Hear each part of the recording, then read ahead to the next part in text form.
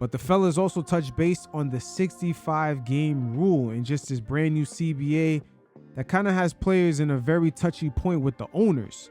Teams today have a lot of excuses of why not to pay guys.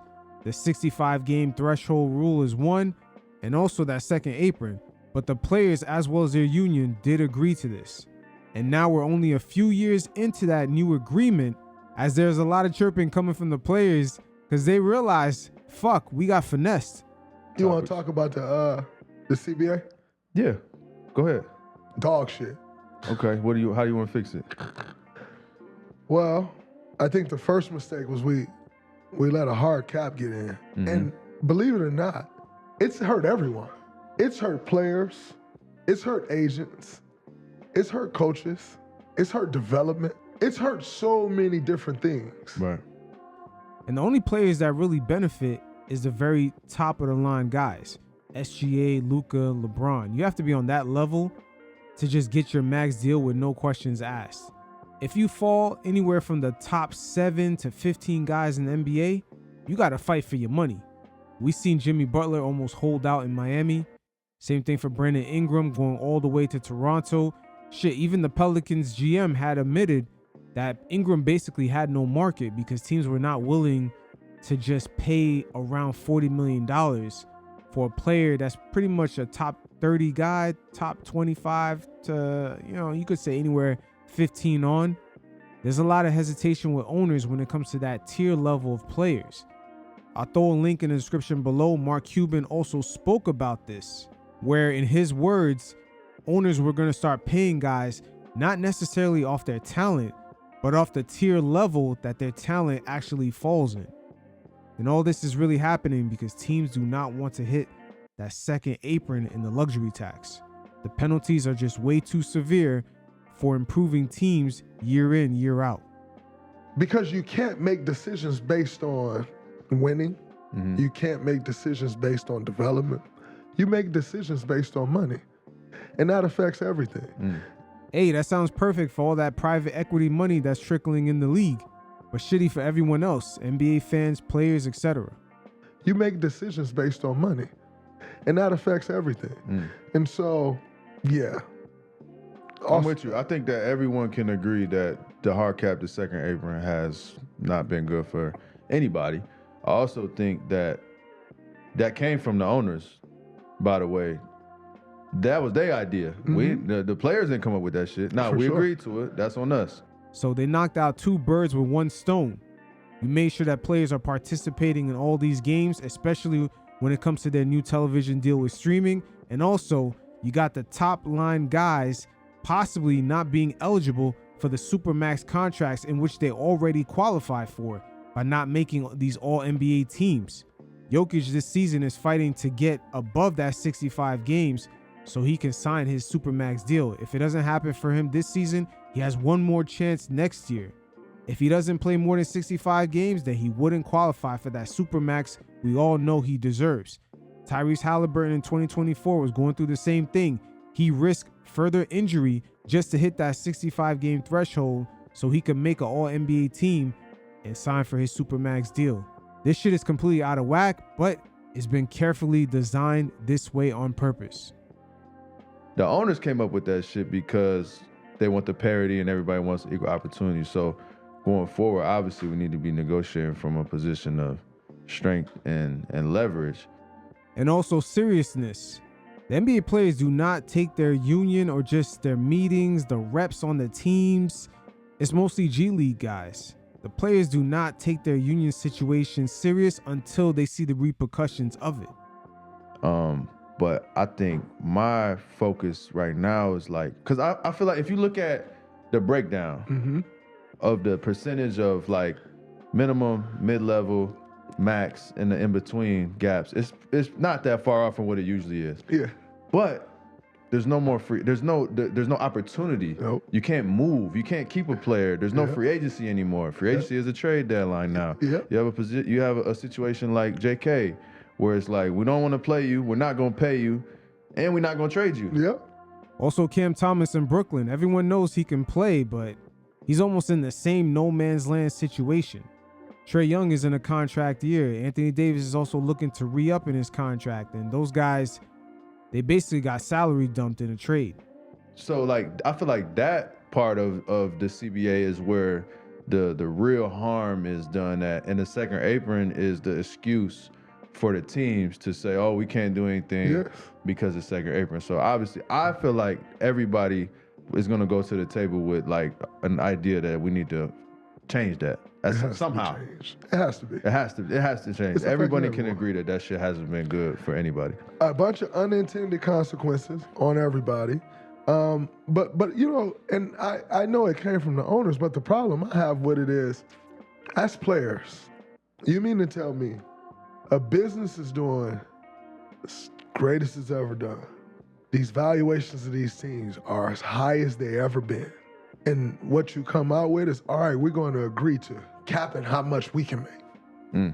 That to me just didn't make sense in the first place. Like, and another clever way they did it, Draymond, they promised you guys that you can own percentages of gambling companies or just liquor brands or just other ventures that in the previous CBA you guys cannot participate in. At the end of the day, that promise of ownership is only going to be applied to 1% of the players. A guy like LeBron James, Luka, you have to be on that level. Established companies don't want to necessarily partner up with guys and start giving out percentages of ownership. But that illusion is what the owners sold you guys on. So to get some of that leverage, you guys agreed to things like the second apron. Listen, the owners are some of the best businessmen in the world. The NBA has some of the best lawyers in the world. The best. Right. Like, so you're up against, what you're up against is a tall task. Like, it's like, you're up against some of the best, right? Like, I get that. But in any logical business, to cap your earnings, it just doesn't make sense. And that's what we did. And again, to their credit, they say, you know what?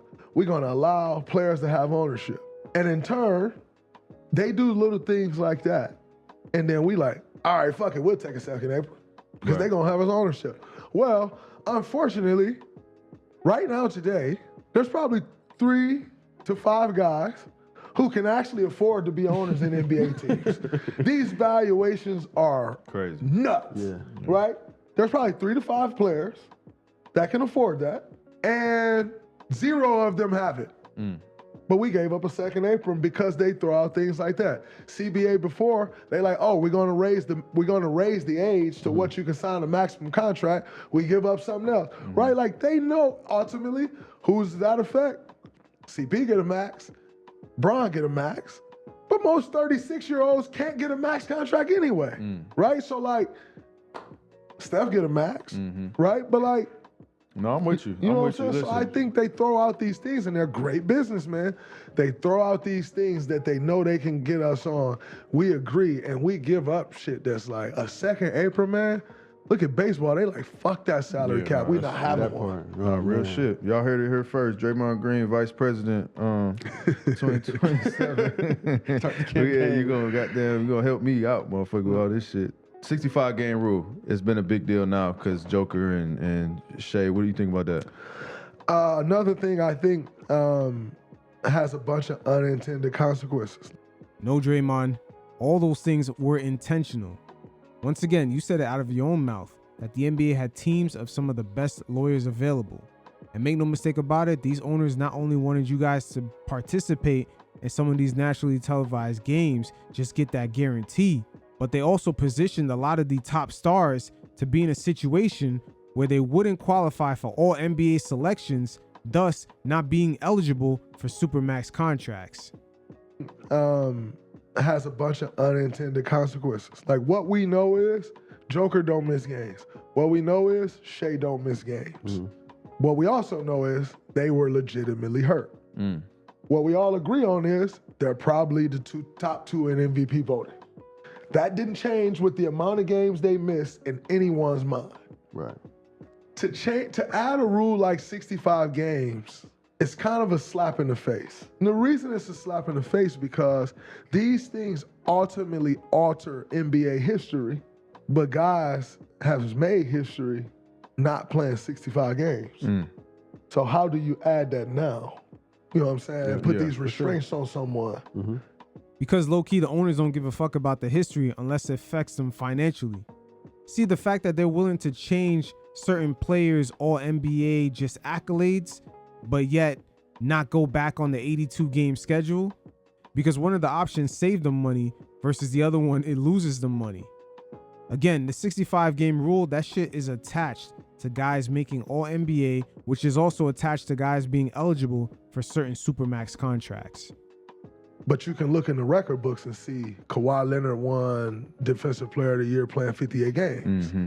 That alters the course of history for a rule to change one simple thing, which is load management on the road, essentially. Right, basically. You know what I'm saying? Yeah. But it has all these unintended consequences because we got two guys who don't miss games, but they legitimately got hurt. Yeah. Right. And they could possibly lose. And the opportunity to make an MVP, to win an MVP, based on a rule that was put in for something that has something totally different. They're like moving the goalposts. You know what I'm saying? And so I think the rule is terrible. I think, listen, you know who the voters are. They make the committee. Send out something to your voters that say, hey, maybe we should take into account the amount of games someone played. Maybe you let the voters take that into account on their own. But that was my rebuttal was it should be a reference point, not a rule. And then two, I want to go back and goddamn rewrite the committee in the first place. Yes. Because if you go down the list of who voting on what, it's a little crazy now. Bad. It's bad. Like we need some real like basketball aficionados, people that the players respect, former greats that people respect, because it's like it's not all of them, but it's some crazy people that get to vote. Like this motherfucker could vote better than some of them. Absolutely. You know what I'm saying? He never played a high level basketball, and neither have they. They have. You know what I mean? And that don't determine if you know the game or not. But I'm just saying, like, I think that all of that shit could be revamped in a way that it would result in like a better process. Yes. There's just too many things tied into some of the players being eligible for their version of the Supermax. You have media members who have relationships with certain GMs and just team presidents, even owners. So their votes and agendas being tied to players making all NBA was already kind of deemed suspicious. Now you add on the fact that for them to even have a chance to vote for you, you have to play more than 65 games. It's just a huge clash, and some of the leaders of the Players Union, they have a lot of work ahead of them. But last but not least, Big Body Dre gave some great insight onto how he wants to be remembered as a player for the Warriors. I want to be remembered as a winner. That was always my goal. That was, Coach Izzo. I love that man. Because my freshman year, he said, Draymond, your best skill is to win. You're a winner. You should always want to be remembered as a winner because that's the best thing you got going about you. Say you just fucking win. He said, if we're in open gym, you win. If I come watch you in stage, you win. And AAU, you just figure out a way to win. Like, you are a winner. And as my career went on at Michigan State, that's all he would preach to me. If I was falling short of being a winner, that was a problem. And that could be in many different angles.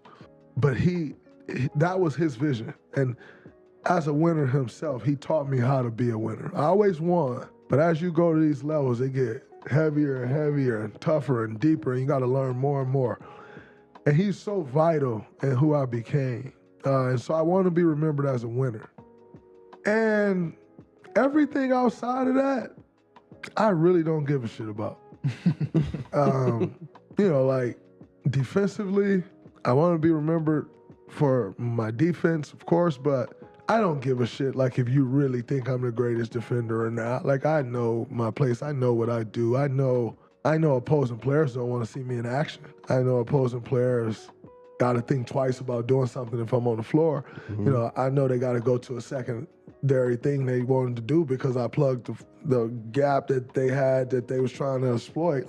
And so I have so much appreciation and knowledge and understanding that I don't need that. I don't need like these individuals like, oh man, I just want to be remembered as a winner. And as long as I'm remembered as a winner, like, that embodies everything I set out to do. Like, Sure. I didn't set out to become the greatest player ever. I didn't really, if I'm honest, even set out to become the greatest defender ever. That was never my goal. Along the way, it's like, damn, I'm really good at this thing. How far can I take it? But I just always wanted to be remembered as a winner. And in year 14, I'm a lot closer to the end than I am the beginning. I can honestly still say that's it. And so when you see me losing my mind in the huddle where everybody like, yo, they probably don't have a chance to win, I don't give a fuck. Because losing just never gonna sit well with me. Like, I will never just accept losing. That shit fucking sucks. So I don't give a fuck what anybody thinks. If I have to go there to that moment, I'm gonna go there to that moment because I wanna fucking win by any means necessary. By the way, any fucking means necessary.